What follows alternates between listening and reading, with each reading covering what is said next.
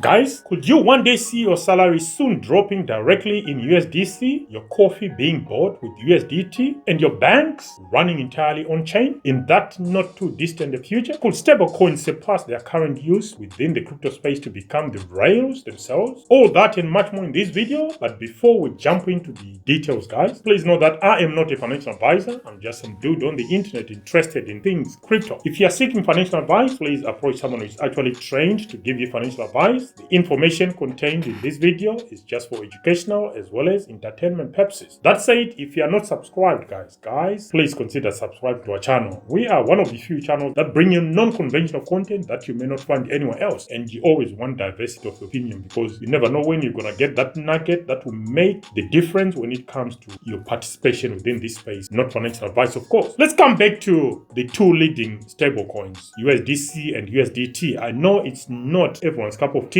but we still need to consider these things because I think stablecoins are the cornerstone of our industry, because without them, most of this trading and stuff will not be happening, and most of the onboarding will not be happening. So we need to thank our stars that we've got stablecoins in the market, and it doesn't really pay you that much to hold stablecoins unless you're getting crazy APRs. I mean, who is leading currently? I think it's a no-brainer. You got USDT or Tether, which remains the largest stablecoin with a market capitalization just over $160 billion, maintaining the top spot in usage and liquidity. On the other end, you got USDC by Circle, following behind a distant second, with a market cap around 60 to 64 billion, gaining ground steadily due to broader regulatory comfort and institutional adoption. So these two, if they're pitted against each other, what are the strengths and weaknesses for each? Let's start with USDT or Tether. Strengths include liquidity and reach, where its ubiquitousness across SEXs or centralized exchanges, DEXs, and OTC desks. This is the token that traders tend to for instant access and cross-border movement. It also has a broader chain support. It exists on a lot of blockchains, enabling ultra-fast transfers across layers. But the weaknesses, though, some of them, they are quite serious. The first one is around its opaque reserves. Although improvements have been made to date, transparency remains a sticking point versus regulated alternatives. It also faces regulatory risks. Tether has faced scrutiny over reserve composition and past fines, which could undermine trust in stricter climates. But I think with the current US administration, they are buying their way in, buying favors, if you want to call it that. As for USDC by Circle, well, strengths include regulatory alignment. It is issued by regulated US-based Circle with Goldman Sachs investments, fully backed by audited reserves, trusted by institutions and regulators. But one just left wondering, why are they not rushing into USDC? It's still sitting at 64 billion, which I think the start of the bull run, it was around 34 or so billion dollars, so that's not much. Circle also boasts transparency, where there are monthly attestations and clear accounting, making USDC a stable backbone for compliance-heavy applications. Let's hope there are many of them, because at the moment it's biting the dust